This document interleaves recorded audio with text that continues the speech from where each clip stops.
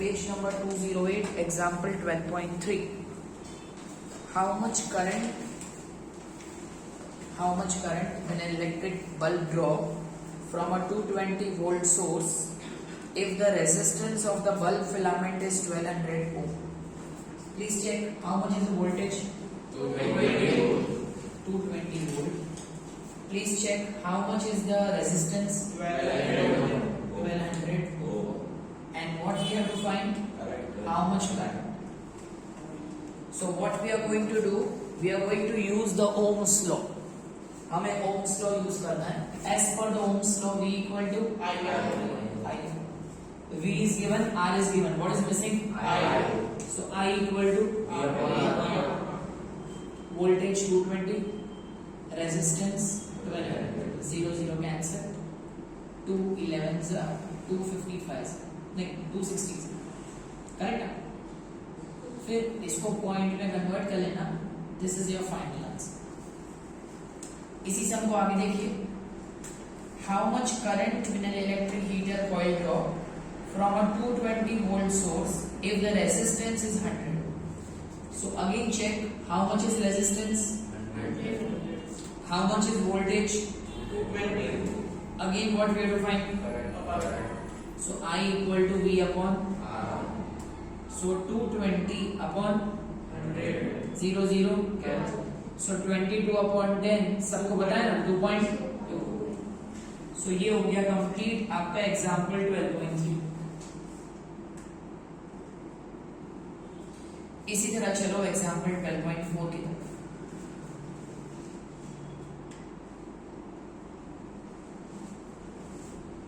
The potential difference between terminals of electric heater is 60 volt. What is 60 volt? Voltage. How much is current? 4 amp. अब question को आगे देखिए. What current will the heater draw if the potential difference is increased to 122? तो जब 60 volt है तो current कितना? 4 ampere. तो 120 वोल्ट पे करंट कितना होगा वो मुझे फाइंड करना. तो इस सम को दो मेथड से कर सकते. एक विदाउट मेथड 1 मार्क, एक विद मेथड 2 मार्क. डिपेंड करता है एग्जाम में क्या पूछे. अगर विदाउट मेथड 1 मार्क पूछा है तो ऐसे चेक कर. वोल्टेज कितना है? 60. करंट कितना है? 4. वोल्टेज क्या हो गया? डबल. वोल्टेज डबल हो गया, current double. Answer is 8. Check कर लो. No method at all. लेकिन मैथड अगर पूछा है 2 मार्क्स का है तो मैथड तो दिखाना पड़ेगा टीचर, वरना वो ऐसे 2 मार्क्स नहीं देंगे. सो मैथड क्या दिखाने का? आंसर बताएंगे क्या? 8. Okay. So formula V equal to I. Ohms. हमें वोल्टेज मालूम है, करंट मालूम है, क्या नहीं मालूम? R. So R equal to voltage 60, current 4, 15. Right. अब ये रेजिस्टेंस सेम रहेगा, अप्लायंस सेम है तो रेजिस्टेंस सेम रहेगा. अब इस रेजिस्टेंस को और इस वोल्टेज को यूज करके हम क्या फाइंड करेंगे? I. So I equal to V upon. अब वोल्टेज कितना लेना है? 120 अपॉन 15. 5 3 5 24. 3 1 3. तो ये कंप्लीट हो गया आपका एग्जाम्पल 12.4. कोई doubt please ask. Sure. Okay. Method जरूरी नहीं है, मतलब वो डिपेंड करता है मार्क्स पे. So now going further, coming to example 12.5. अब एग्जाम्पल 12.5 पे प्लीज फोकस करिएगा. The question is resistance of metal wire of length 1 metre. So length is given 1 metre. Length is given 1 metre. Is please check how much? 26 ohm. 26 ohm क्या है? Resistance. Resistance is 26 ohm at 20 degree Celsius. Remember, जो temperature दिया हुआ ना इस chapter में वो कोई काम का. So don't see that. Let's go further. If the diameter of wire is 0.3 mm. 0.3 mm. mm मतलब मिलीमीटर. तो रेडियस जो होता है वो हमेशा डायमीटर का हाफ होता है. तो 0.3 का हाफ कितना हो जाएगा? 0.15 मिलीमीटर। अब ये जो मिलीमीटर है ना, इसमें से मिली हटा दो तो मीटर बचे, और मिली को कैसे हटाने का, 10⁻³ लगा। ठीक है। अब इवन कल हमने ये सिखाया था, if you remember, 1 milli ampere equal to 10⁻³ milli हटाने के लिए हमेशा -3 लगा। दैट्स ओके, चाहे मिली मीटर में से हटाना हो या एम्पियर में से हटाना, put -3। Let's go for what will be the resistivity of the metal at that temperature. मुझे क्या ढूंढना है, रेजिस्टिविटी। रेजिस्टिविटी मतलब रो। Okay, let's start. कल कोई ऐसी फॉर्मूला स्टडी की थी जिसमें रो आता था? क्या थी वो formula?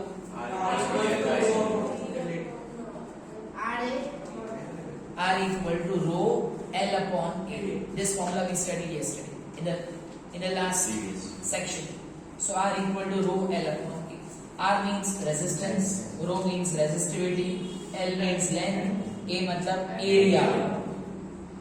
Confirm? Cross multiply. A यहाँ चला जाएगा.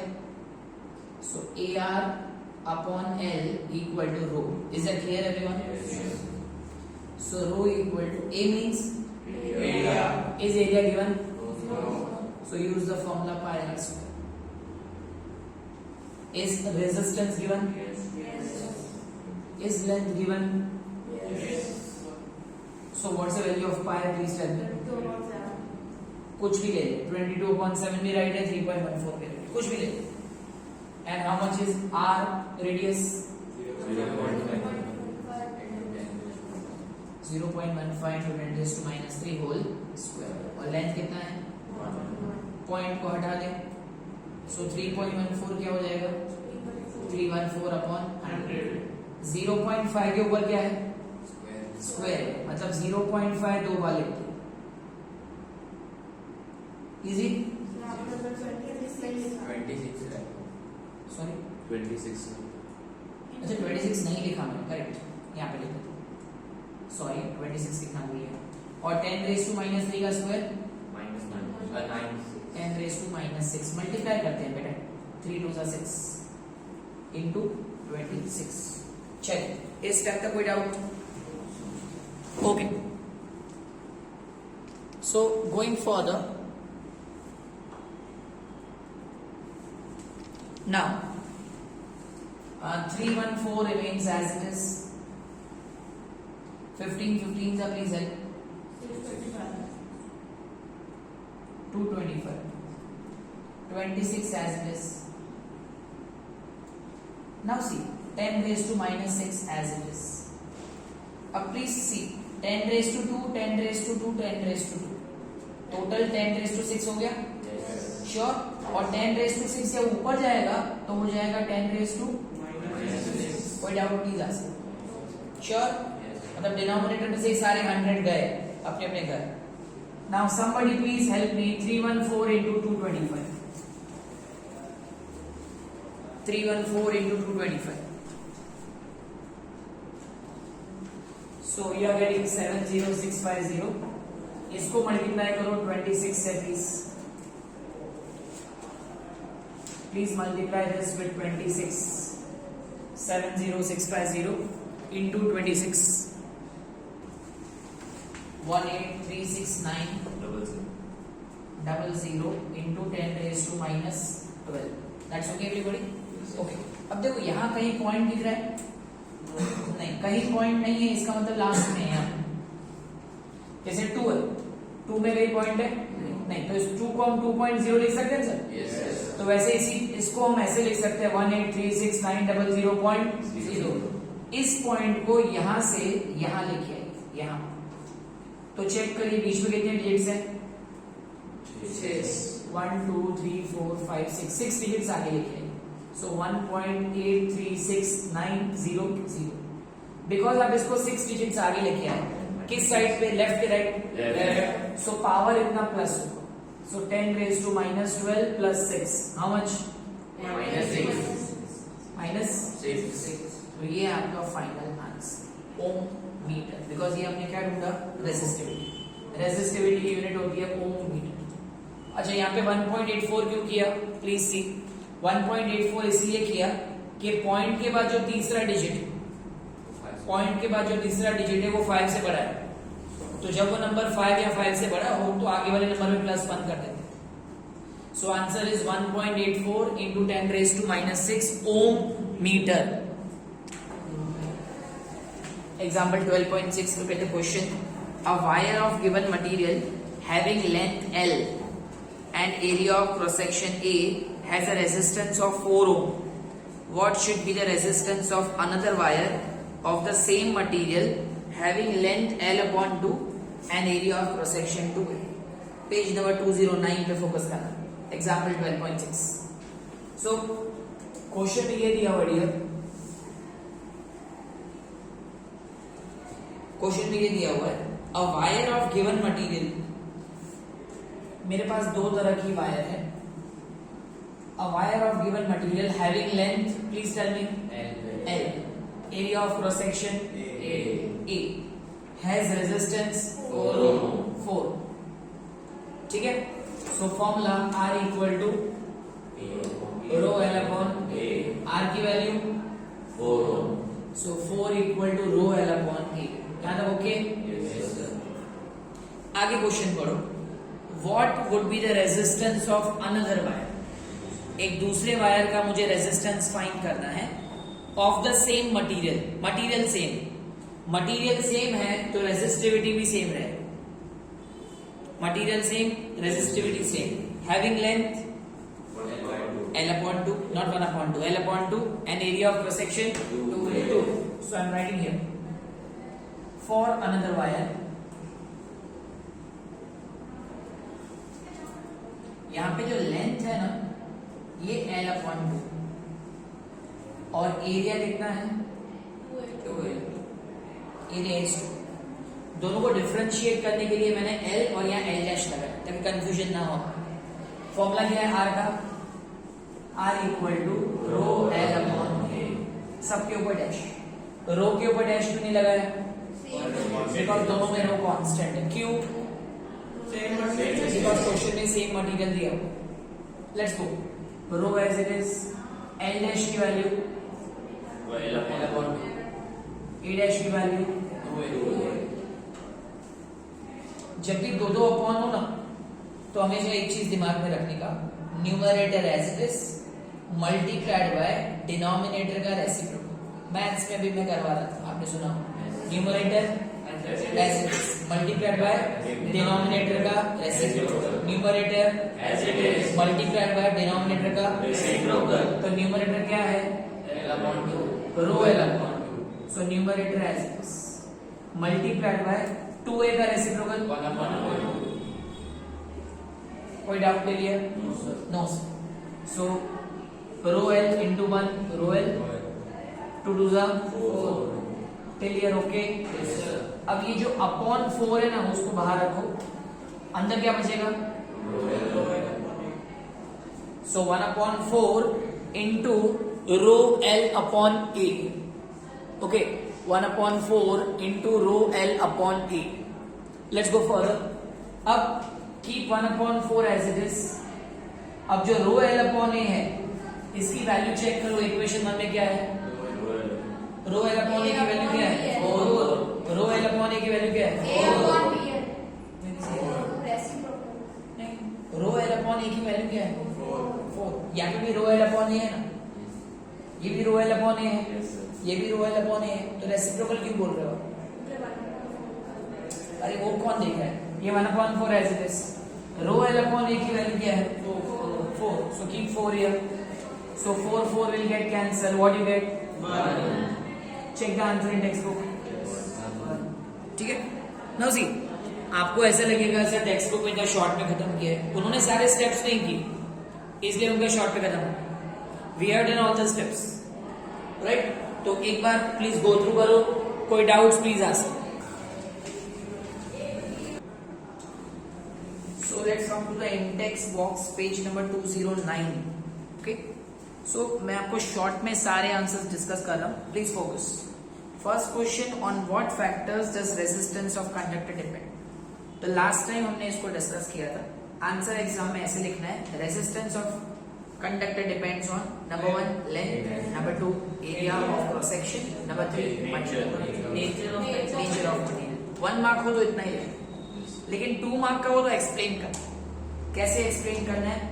Factors on which resistance depend are number 1 length, फिर लिखना है if length increases then resistance also increases, means both are inversely proportional और directly proportional. Length and resistance are directly proportional, more the length more will be the resistance। Number 2 area, फिर आपको लिखना है area of cross section और नीचे लिखना है area of cross section is inversely proportional to resistance, means when area of cross section decreases resistance increases. And third it also depends on nature of material. That's it, 2 mark में ये सब एक्सप्लेन। Next, will current flow more easily through a thick wire or a thin wire of the same material when connected to the same source wire? Thick wire में से current easily पास होगा कि thin wire में से? Thick।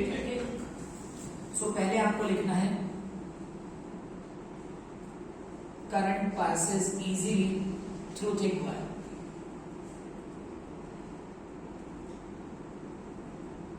Now you do the reason. Because thick wire has more area of cross section, area of cross section उसका ज्यादा होता है because वो मोटा होता है, that's why। and area of cross section is inversely proportional to resistance। A is inversely proportional to R, या आप इसको आप ऐसे भी लिख सकते हो R is inversely proportional to So, as area increases, resistance decreases. As area increases, resistance decreases. So, current can flow easily. This answer is complete. Any doubts? Next question. Question number 3. Let the resistance of electrical component remains constant. What is constant? What is constant? What is constant? Question को पढ़ के बताओ। Resistance. While the potential difference across the two ends of the component decreases to half of its former value, what change will occur in the current through it? First, to understand the meaning of the question. Question में लिखा हुआ है resistance remains, फिर लिखा हुआ है potential decreases to potential difference half हो गया कंपेयर टू फॉर्मर वैल्यू, मतलब जो वैल्यू पहले थी उससे हाफ हो गया। पूछा है what change will be there in the current, current में क्या चेंज होगा जी भाई। सो यहां पे आपको यूज करना है ohm's law. So as per ohm's law V proportional to I, पता है ना V and I are directly proportional. So as per Ohm's law, V is proportional to I. So if V decreases to half of its former value, so current will also decrease to half. So I also decreases to half of its former value। मतलब जितना voltage decrease होगा उतना current भी decrease होगा। अगर question में ऐसा लिखा हुआ है पोटेंशियल डिफरेंस बिकम्स डबल, तो लिखने का current also becomes double. This sum is so different. R constant है according to Ohm's law, V is proportional to I। जितना वोल्टेज बढ़ेगा उतना करंट बढ़ेगा, जितना वोल्टेज कम होगा उतना करंट कम होगा। तो क्वेश्चन में लिखा हुआ है V बिकम्स हाफ, तो V becomes half, so current also becomes half. खत्म। Come to the next one. The next is on fourth one. Why are coils of electric toasters and electric irons made up of alloy? तो इसका answer हमने यहाँ read किया था on page number 207। वहां पे देखो एक लाइन आपको मिलेगी, alloys do not oxidize readily at high temperature। Alloys high temperature पे जल नहीं जाते, बर्न नहीं हो जाते। For this reason, they are used in electrical heating device like electric iron, toaster, etc. मिला? बस ये आंसर है. Come to the next. Use the data in table to answer the following. First question. See, this cannot come in exam, sir, because table we don't have to learn. First question. Which among iron and mercury is better conductor? Iron. Please check करो. Iron और mercury दोनों की resistivity check करो. जिसकी resistivity कम वो better conductor. So check करो. Iron की resistivity है 10.0 into 10 raised to -8. मर्क्यूरी की 94.0 into 10 raised to -8. So obviously iron is a better conductor compared to mercury. Next question. Which metal is the best conductor? Silver. So see the table. Silver की resistivity सबसे लो है. So silver is the best conductor.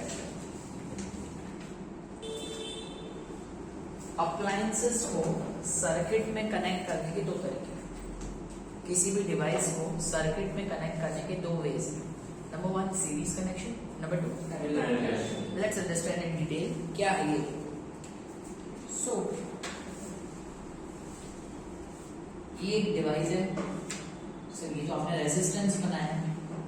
Her device का खुद का resistance होता है. सो this is resistance 1. या आप ऐसे बोल सकते हो ये डिवाइस 1, कोई भी इलेक्ट्रिकल डिवाइस. ये एक दूसरा इलेक्ट्रिकल डिवाइस और ये तीसरा electrical device. This 3 devices are connected to a battery. Here is the key. Right? So I have got 3 devices R1, R2, R3 connected to a battery with the help of a key. When I on the current flows through the positive terminal. First the current will flow through R1, it will enter R2 and then it will go to R3 and then it will return to the battery. Now the question arises is that अगर ये current R1 में जा रहा है तो बिना R2 में जाए सीधा R3 में जा सकता है? रीजन बिकॉज यहां करंट का फ्लो होने का एक सिंगल पाथ है. करंट एक ही डायरेक्शन में फ्लो हो सकता. सो सीरीज कनेक्शन में करंट का जो फ्लो होता है इट इज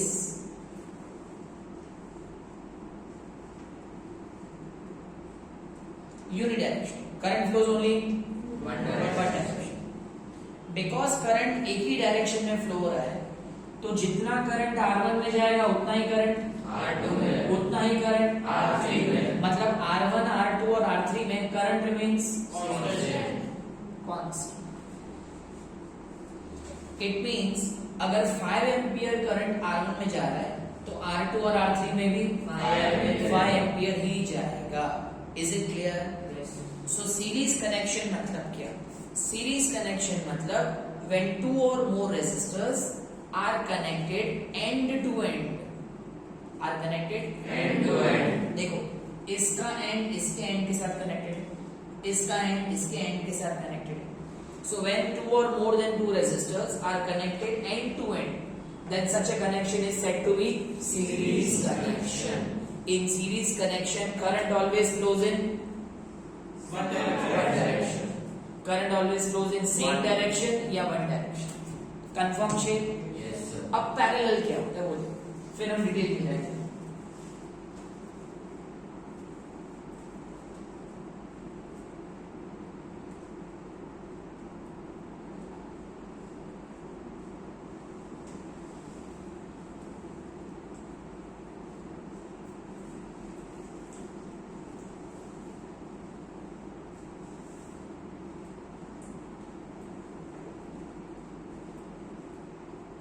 यहां फिर से मेरे पास 3 डिवाइसेस हैं R1, R2, R3.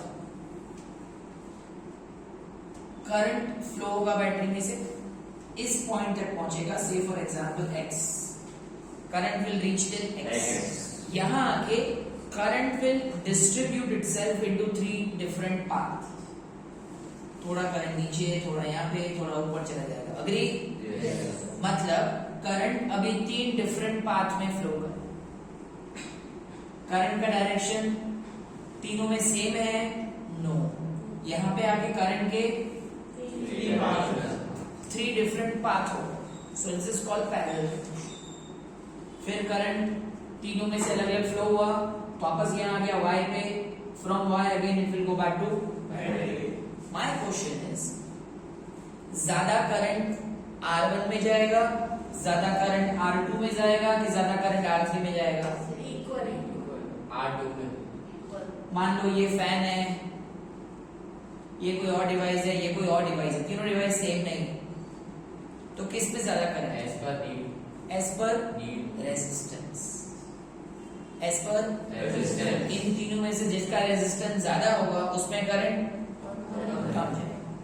मान लो ये फैन है, ये कोई चार्जर है, घर का चार्जर पॉइंट, और ये कोई हीटर वगैरह, सबसे कम करंट किसको चाहिए? चार्जर। मतलब चार्जर का रेजिस्टेंस सबसे ज्यादा है, इसलिए उसको सबसे कम current. So that depends on resistance.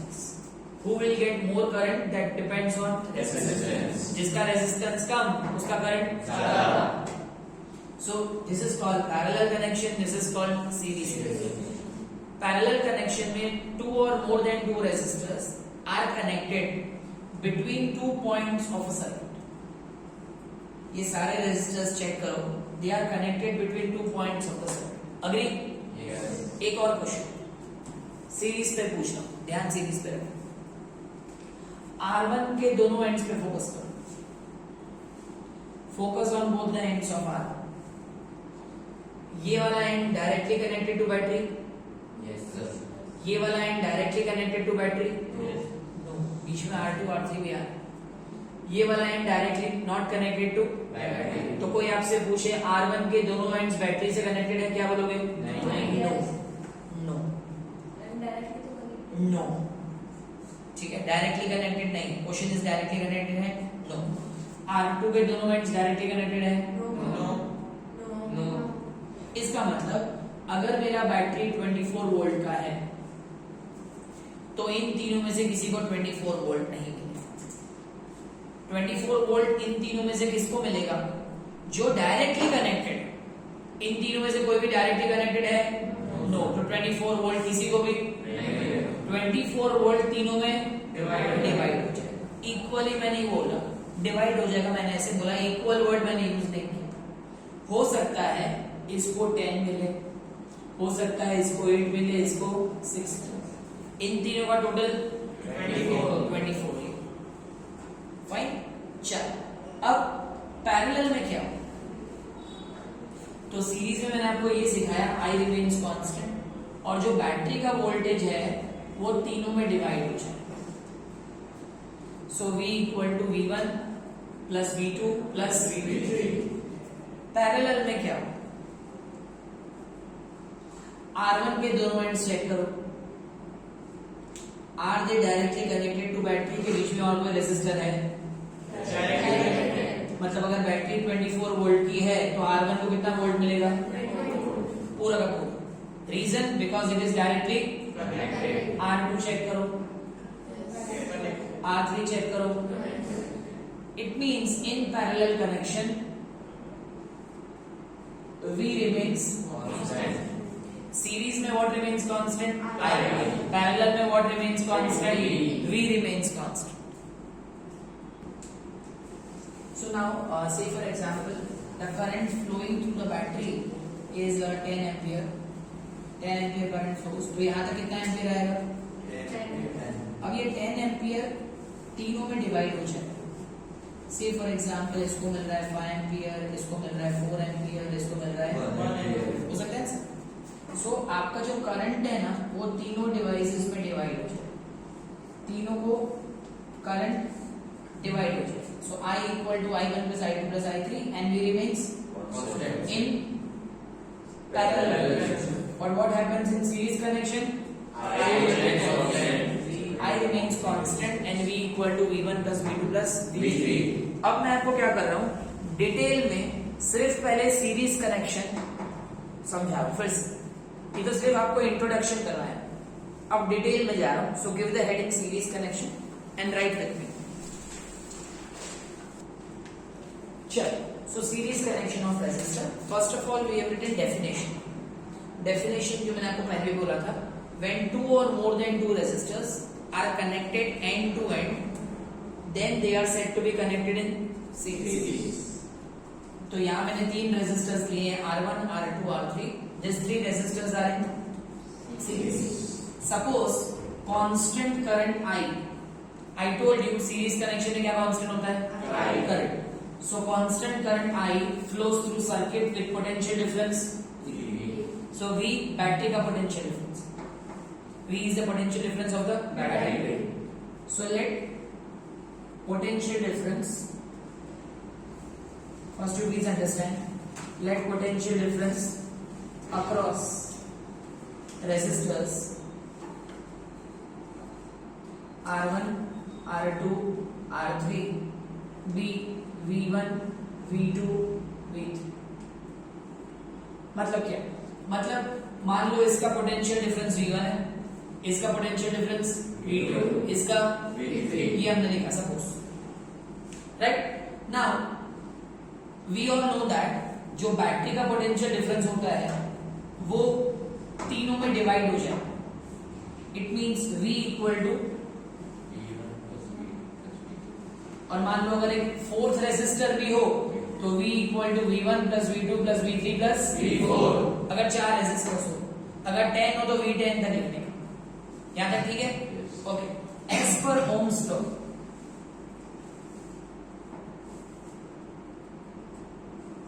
अब ओम्स लॉ में हमने क्या सीखा था? V equal to IR. V equal to IR. So अगर मैं ओम्स लॉ अप्लाई करता हूं रेजिस्टर R1 पे, I repeat, I am applying Ohm's law on resistor R1. So what will happen? V1 equal to IR1. I के नीचे 1 क्यों नहीं लगाया? I is constant. The reason I is constant. So V1 equal to IR1. Similarly V2 equal to IR2. V3 equal to IR3. किसी को doubt? No sir. Okay sir. If R is equivalent resistance of circuit. अब question आता है कि sir equivalent resistance मतलब क्या? Equivalent resistance मतलब suppose आपने ये तीनों रेजिस्टर्स को हटा दिया, R1, R2, R3 को हटा दिया, निकाल दिया, उनकी जगह पे आपने सिर्फ एक ही रेजिस्टर डाला R. इन तीनों रेजिस्टेंस को हटा के आपने सिर्फ एक ही रेजिस्टेंस डाला R in such a way कि current and potential difference remains same. इन तीनों रेजिस्टेंस को हटा के आपने एक रेजिस्टेंस डाला in such a way that current and potential difference remains same. तो उस एक रेजिस्टेंस को बोलते हैं इक्विवेलेंट रेजिस्टेंस. उस एक रेजिस्टेंस को बोलते हैं इक्विवेलेंट रेजिस्टेंस. सपोज तीन इंसान का काम एक ही इंसान कर देता है तो उस एक इंसान को बोलते हैं इक्विवेलेंट टू दिस थिंग. उसका काम is equivalent to this thing. So ये तीनों रेजिस्टेंस को हटा के हमने सिर्फ एक ही रेजिस्टेंस डाला, उसका नाम equivalent resistance. If R is the equivalent resistance of circuit, then according to Ohm's law V equal to I. From 1, 2 and 3. From 1, 2 and 3, what I can say? Please ध्यान से देखें. यहाँ पे क्या लिखा है? सब लोग पढ़िए. V को क्या लिया हमने? IR. V1 की value IR. V2 IR. V3 IR3. So V is IR, V1 is IR1, V2 is IR2 and V3 is IR3. सब में से I cancel. What remains? R1 plus R1 plus R2 plus R3. So this is the formula to find equivalent resistance. Equivalent resistance कैसे ढूंढते हैं? जितने भी resistors दिए हो सबके रेजिस्टेंस को प्लस कर दें. So in series connection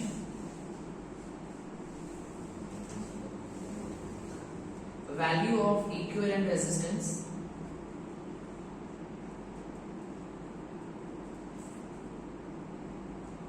is equal to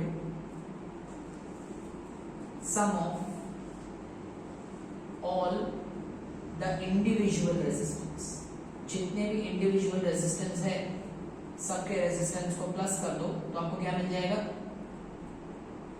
equivalent resistance. मान लो आपके पास 3 रेजिस्टेंस है, 2 ओम, सब सुनना, 2 ओम, 8 ओम, 10 ओम, 2 ओम, 8 ओम, 10 ओम, तो तीनों को प्लस करो क्या आएगा, 20 ओम। सो 20 ओम बोलते हैं equivalent resistance. So this is series connection, very important answer. Exam में क्या पूछेंगे, सुनो, derive the formula of equivalent resistance of series connection. फिर से, derive the formula of equivalent resistance of series connection, ये पूरा आंसर है, 3 मार्क में। Understood everyone? चलो, सो इसको देख लो, फिर हम स्टार्ट करते हैं parallel connection.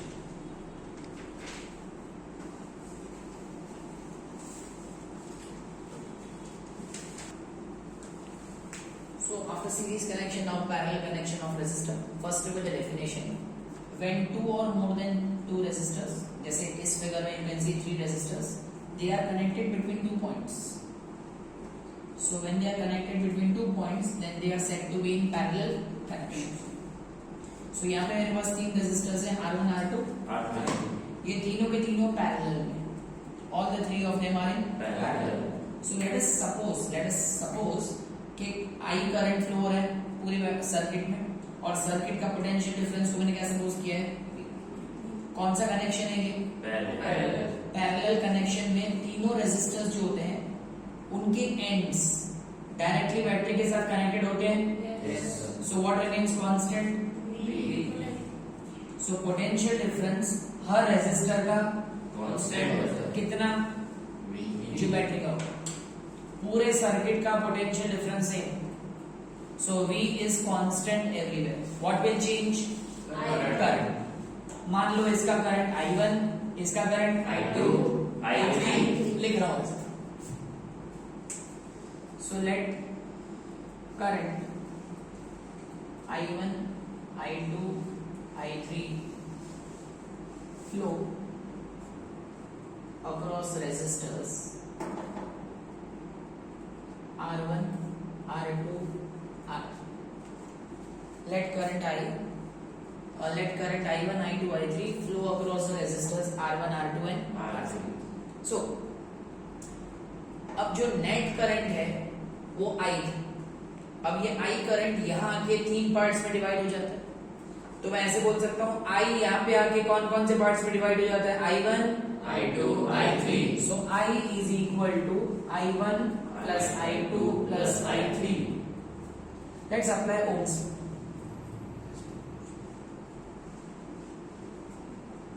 So as per Ohm's law, can I write V equal to IR? Yes. But इन तीनों में से कांस्टेंट क्या है, V कांस्टेंट है, तो यहाँ 1 नहीं है, V is कांस्टेंट। फिर उसी तरह इसमें भी अप्लाई करो, V equal to IR, फिर V equal to IR, confirm. लेकिन मेरे को I1 की वैल्यू चाहिए, तो ये R1 अपॉन में आ जाएगा, तो I1 क्या हो जाएगा, ये R1 अपॉन में, I2 क्या हो जाएगा, and I3 is V1R3. If R is equivalent resistance,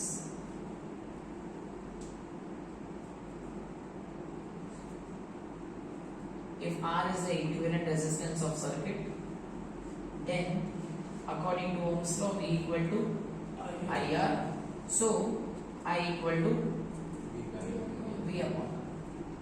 So let's give again, जैसे series connection में लिया था from 1, 2 and 3, again same will do here. So if I use 1, 2 and 3, so please check, 1 क्या है, I की value V upon, next क्या है, I1 की वैल्यू I2 और I3, सब में से V कैंसिल कर, what remains,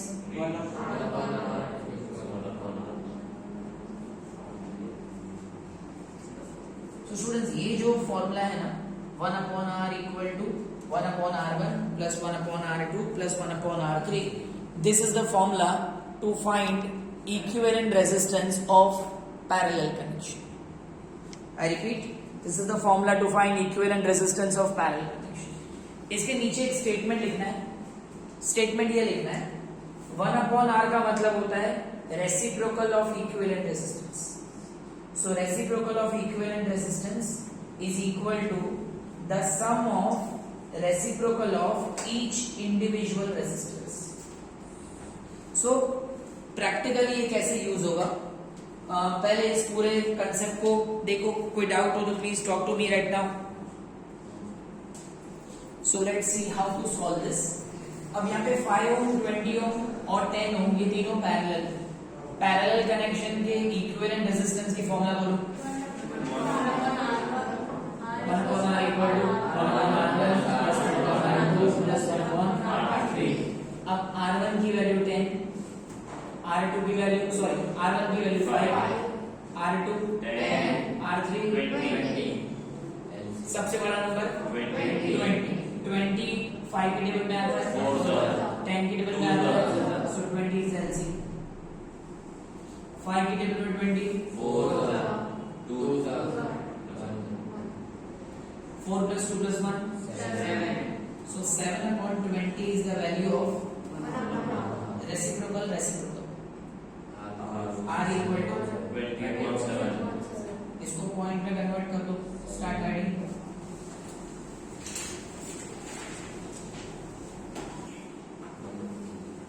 So students, now see, मैं आपके लिए एक पैरेलल कनेक्शन बोर्ड पे ड्रॉ कर रहा हूँ.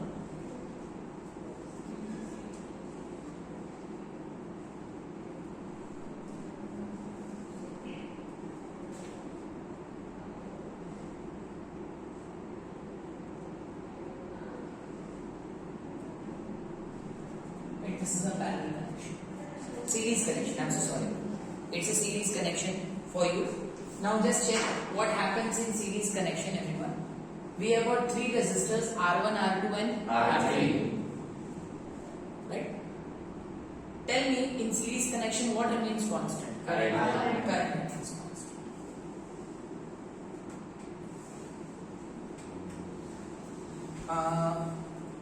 बिल्ली और हाथी. ठीक है, बिल्ली और हाथी को एक जितना खाना खिलाते हो? नहीं.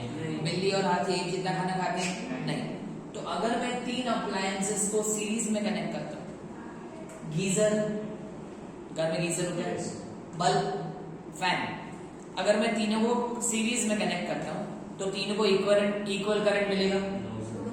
हाँ, सीरीज कनेक्शन में तीनों को इक्वल करंट नहीं मिलेगा. तो मेरा क्वेश्चन ये है, क्या बल्ब को भी आप गीजर जितना करंट दोगे? नहीं. बल्ब की रिक्वायरमेंट गीजर की रिक्वायरमेंट. तो ये पहला रीजन है जिसकी वजह से हम सीरीज कनेक्शन यूज नहीं करते. बिकॉज इन सीरीज कनेक्शन तीनों अप्लायंस को सेम करंट मिलता है, जो प्रैक्टिकली पॉसिबल नहीं है. तीनों को सेम करंट नहीं मिलना चाहिए ना sir. So that's why we don't connect the 3 appliances in series. Point number 2, problem number 2. अब ये बल्ब, ये फैन, ये गीजर, किसी वजह से फैन काम करना बंद हो गया. तो उसका करंट वहां पे भी नहीं जा सकते. तो ब्रोकर तो सिर्फ तीनों काम नहीं करेंगे. R1 चलेगा, कोई भी नहीं चलेगा, बिकॉज साइकिल ही कंप्लीट नहीं होगी. करंट कोई भी नहीं चलेगा. So if any one appliances stops working, if any one appliances stop working, all the 3 या पूरे घर के सारे appliances काम करना. This is the second reason we don't use series connections. कोई एक appliance देखो, हमारे घर में कैसे होता है, पैरेलल कनेक्शन होता है. पैरेलल कनेक्शन में so this is the second reason जो मैंने आपको रीजन बताया, that कोई एक रेजिस्टर काम करना बंद करने का तो सारे रेजिस्टर्स काम करना. So this is the second reason why we don't use series connections at home. अब for example, आप घर में कोई 2 फैन या कोई 2 ट्यूबलाइट्स लीजिए, कभी भी वो दोनों ट्यूबलाइट एक दूसरे के साथ कनेक्टेड नहीं होगी. कभी भी इसकी वायर उसकी वायर में नहीं जा रही होगी. इसका स्विच सेपरेट होगा और उसका स्विच सेपरेट होगा. The reason is that because हमें घर में कहीं सीरीज कनेक्शन नहीं चाहिए. सीरीज कनेक्शन नुकसान क्या होता है, एक अप्लायंस बंद तो उसके साथ में जितने भी सीरीज में होंगे वो सब बंद. This is the reason why we don't use series connections at home. तीसरा भी डिसएडवांटेज है. अब say for example इसका रेजिस्टेंस 5, इसका रेजिस्टेंस 10, इसका रेजिस्टेंस 20. तो तीनों का इक्विवेलेंट रेजिस्टेंस कितना हो गया? 35. गिन लिया सब 35 को. 35 ohm is the resistance of the entire Circuit. which is very high, even more than the highest resistance. सबसे highest कौन सा है? 20 से भी ज्यादा इक्विवेलेंट रेजिस्टेंस हो गया. बिकॉज पूरे सर्किट का रेजिस्टेंस बहुत ज्यादा है, current flow will decrease. So there is power loss, and that's the third reason. Because of high resistance, we don't use series connections at home. So what we use at home? Parallel connection. तो क्या parallel connection में ये तीनों problem solve हो जाएंगे? चलो पूछते हैं. Let's understand that.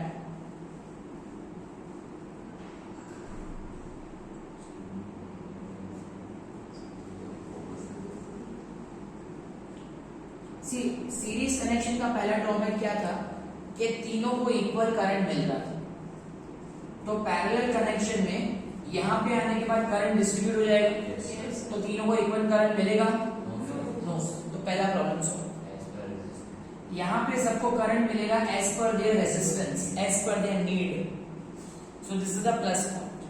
Second plus point, मान लो अगर R3 काम करना बंद हो जाए, फिर भी करंट R2 से तो फ्लो होगा, R1 से भी फ्लो होगा, बिकॉज यहाँ तीन अलग अलग पाथ है. So this is the second advantage. If one appliance fails, others will still work. The third problem, let's check. Imagine करो इसका रेजिस्टेंस 5 है, इसका रेजिस्टेंस 10 है, इसका रेजिस्टेंस भी 10. ठीक है, या 15 ले लो, चलो तो आपको इजी है. अब मैं इनका इक्विवेलेंट रेजिस्टेंस फाइंड कर रहा हूँ. सब लोग प्लीज चेक करें. तीनों में से सबसे बड़ा नंबर 15. 5 की टेबल में 15 आता है. 10 की टेबल में आता है. तो 15 एलसीएम नहीं. 15 2 जा 30 एलसीएम है. चेक करो. 5 की टेबल में आता है 6.